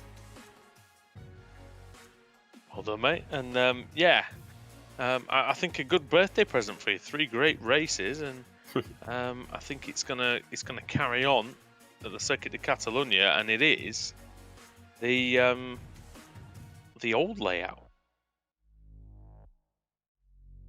It is, yeah. I've just had a look at that. And that's going to be very interesting. No tight hairpin at turn 10, but also no chicane leading onto the main straight. So I think there's going to be some decent opportunities to overtake into turn 1. That's for sure. Maybe even into that final corner. Yeah, maybe if they get a good exit out of the previous corner, might be able to have a little run. And it could be very, very exciting indeed when we go to Spain next week. But we're going to pick up Kieran Harrison here, as he had a really good day. And Kieran, welcome to the commentary box again. Well, I'd say that was a pretty successful one for you. Yeah, it's always successful when you manage to keep it clean all 3 races. But yeah, the first race, it's good to get another win. It was made easier, of course, when there was a bit of an incident behind, I think. It went at about 3 seconds. Just stayed there. But yeah, really good even for me. I'll take that any day. Yeah, they were battling very hard in the early going. We're just seeing your start from race 3 on the stream as well. So we'll be able to see that back later from on board. But yeah, as we've spoken before, as obviously a new team coming into the series, that it can sometimes be difficult, but you guys are really smashing it out there. And with Guinness coming in as well, you've added another strong driver. Yeah, we've added 3 drivers in the last 2 weeks, I think. Team's growing, but yeah, of course, especially with this series, it takes some getting used to the nature of the race, the reverse grid races. But really, you just have to adapt and try and keep it clean. If you keep it clean, you do well.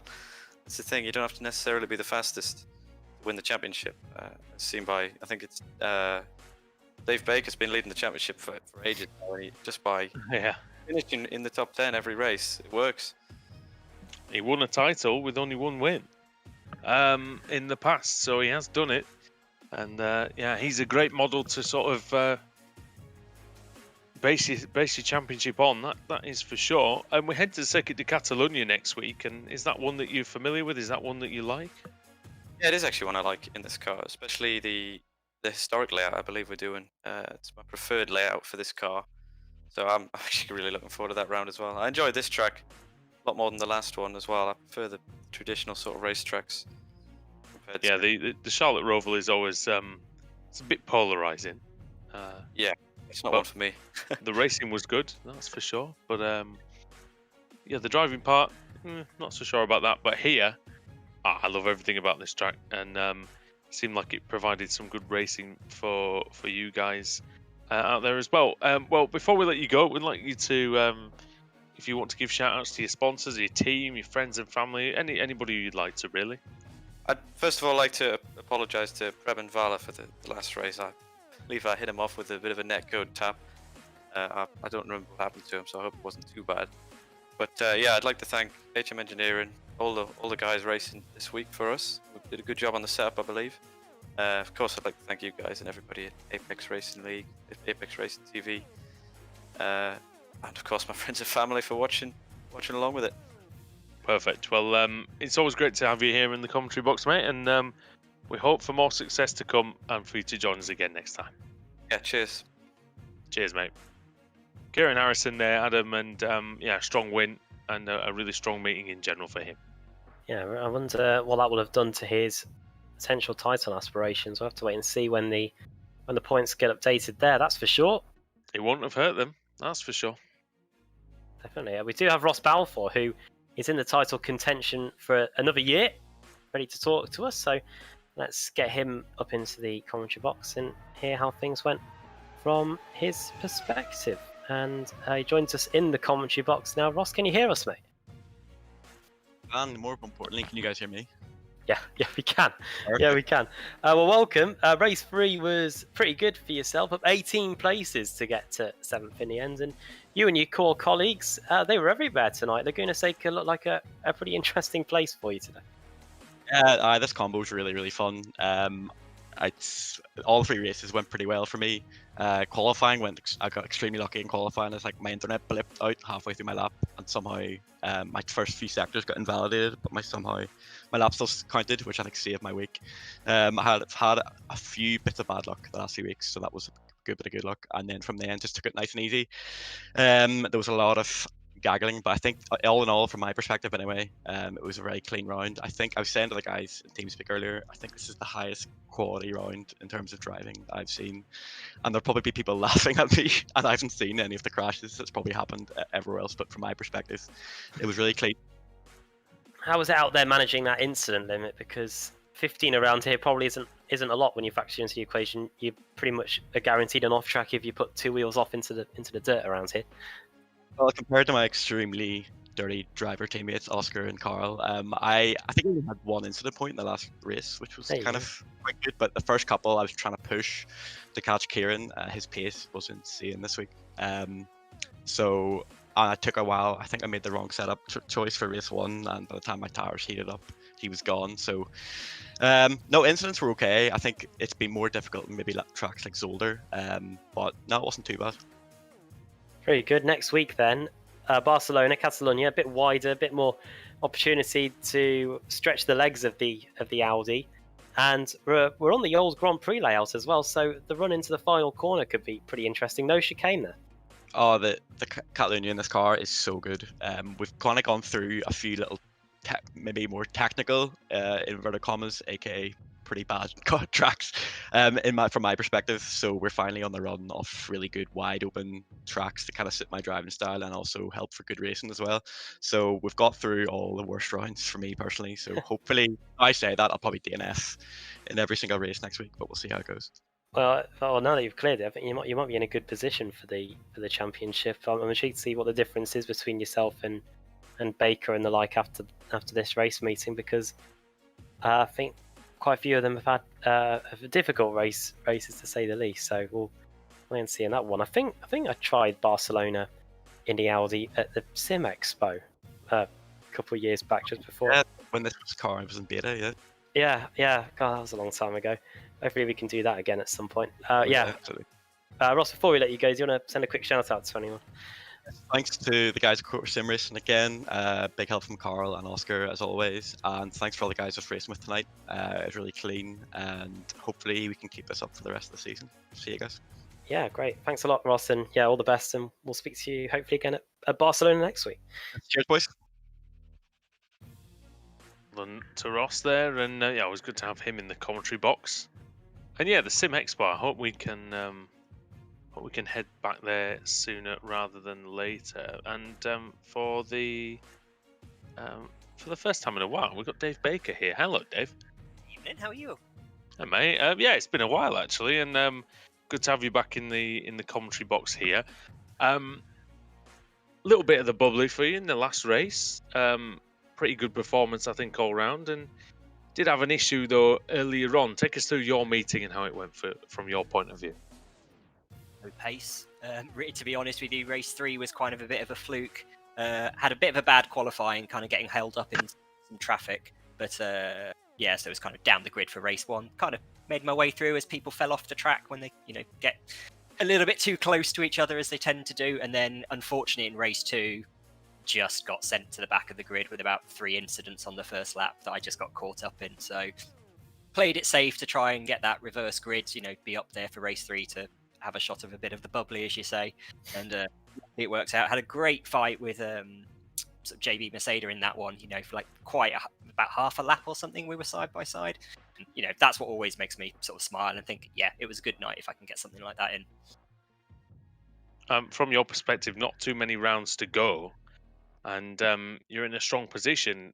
I know Yeah. you're probably going to give me this slightly boring answer of, I'm going to take it one race meeting at a time. But you must be thinking, I've got a shot here. In myself, I should have a much big. I mean, everybody has their tales of up and down and all that sort of stuff. And there was one point, I think, where Ross serving a penalty. I think it was at Mosport, and I had the chance to gain a load of points and positions on, and put like a 50-point lead on the championship. But incidents just happen, and then suddenly you come into this race and it's 9 points to gap or something like that. And I say this hasn't been a strong meeting for me. I think when the points are updated, I'm not going to be in P1 anymore, which means I'm going to have to get my elbows out. So it's not going to be one race at a time. It's look at the end. It's close. Elbows out for a change. Well, Seca de Catalunya is next, and as we ask everybody, is that a track that you like? Is that one that you are looking forward to? Yeah, I mean, I like it. I mean, I was very fortunate enough a couple of years ago to get to go and watch the F1 testing there. Nice. It's an amazing place, and if anybody gets a chance to do that, once everything passes, I'd really recommend it. So yeah, I'm looking forward to it. It's a nice wide track. The cars should go. Cars will be fun to drive there, but they'll go there well, I think, for racing. Yeah, superb track, and the historic layout as well should provide some good overtaking, we think, into turn 1. Oh yeah, best chicane for sure. Oh yeah, I think so. But yeah, Dave, if you want to give your shout outs before you go, mate, it'd be great. So, usual shout outs for everybody that's responsible for putting this league on, the broadcasts out. I believe some special birthday wishes are in order to one of the commentators. Oh, right. And then to all the guys at Pure Sims, for the work they do behind the scenes. Just urge anybody. Adam sounds very young for 45, by the way. Congratulations. Yeah, I'd say people might have seen on the Pure Sim social media at the moment, Jake Blackhall's going to be running in the V8 sort of esports series in that, running Nice. a special scheme for raising money for breast cancer awareness. So feel free to go check out that, donate if you so wish. And yeah, I guess we'll see you guys at the next round. Yeah, and best of luck to Jake for that. We'll be wishing him well. And yeah, wish you well for the rest of the season, Dave. It's good to see you. Thank you very much. You enjoy the rest of your night, guys. Cheers. cheers, Dave. And Adam, I believe you've found Carl Janssen.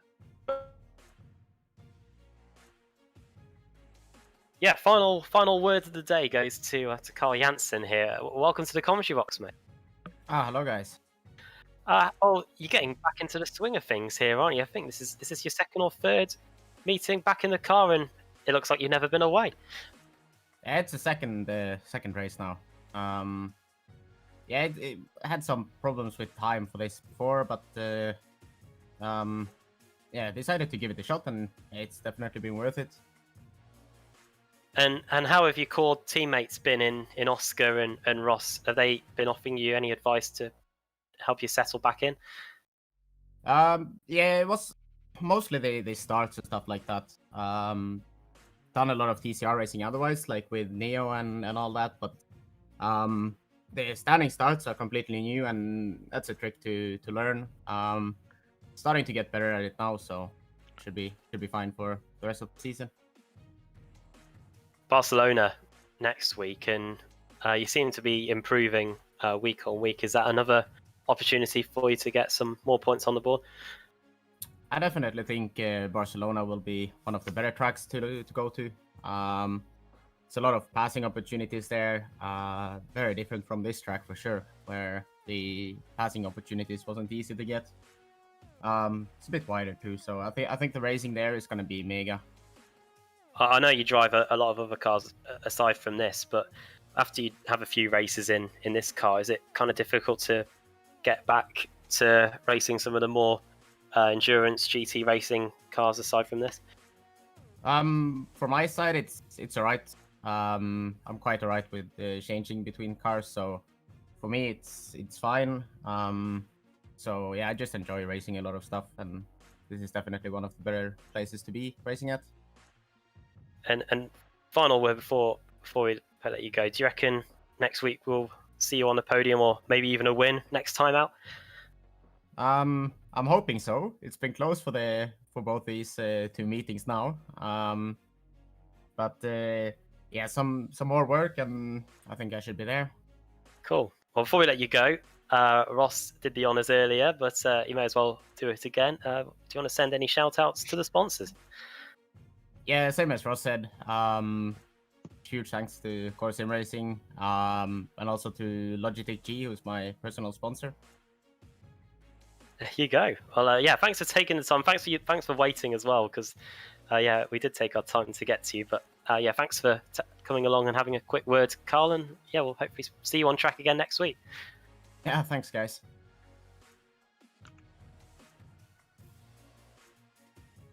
Yeah, good to speak to Carl Janssen there, Adam. We haven't seen him in our commentary box for quite some time, but yeah, he's definitely a force to be reckoned with. And after a few more meetings, I think he's going to be right there. Looking forward to seeing what he can do. Yeah, next time out. And the fact that you can go from driving a front-wheel drive car one day to going behind a rear-wheel drive, more traditional racing car after that is quite something. So yeah, see what you can do next week. Yeah, and well, as we said, Barcelona next week should be very good indeed.